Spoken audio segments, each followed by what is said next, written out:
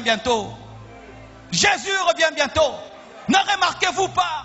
Il y a plus de technologie, mais le cœur de l'homme est toujours vide. Il y a plus de maisons, le cœur de l'homme est toujours vide. Il y a des gratte-ciel, Dubaï et tout, le cœur de l'homme est toujours vide. Des plus belles voitures, des meilleurs téléphones, des meilleurs ceci, mais le cœur de l'homme est toujours vide. Pourquoi? Jésus revient. Regardez même tous ces péchés dans les églises, tous ces péchés dans les églises. Des faux serviteurs de Dieu. Des gens qui viennent à l'église, qui ne se répandent pas, qui ne se convertissent pas. Ce sont les signes des temps de la fin. Les gens veulent entendre un message qui les plaît, qui les flatte. Signe des temps de la fin. La vérité devient rare. Le pur évangile devient rare. Des gens font des faux miracles. Les gens sont là pleins pour des faux miracles. Voir comment les poissons sortent des pieds des gens. Des poissons qui sortent des pieds des gens. Et ils sont nombreux.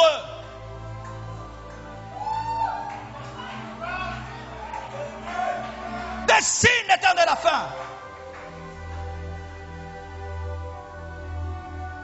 Église. Et si vous êtes là, car il est possible d'être dans une église locale, mais de ne pas être dans le corps du Christ. Il est possible d'être membre de l'église Compassion, d'avoir une carte de membre, mais Dieu ne te connaît pas. Je parle ici aux vrais chrétiens. Aux vrais chrétiens. Aux vrais enfants de Dieu qui sont ici. Si vous êtes là, enfants de Dieu, annoncez son retour. Dites qu'il revient bientôt. Préparez-vous. Lavez vos robes. Sanctifiez-vous. Prêchez son retour.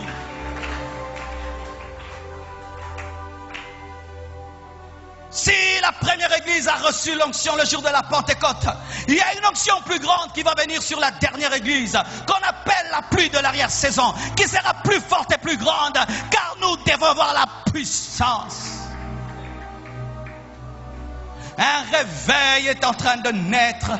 Un plus grand réveil que le réveil de Pierre. Un réveil qui prépare la maturité de l'église. Car Jésus-Christ ne peut enlever une église qui n'est pas mature. Et c'est un réveil puissant qui est en train de venir, afin de préparer l'église au retour de Jésus.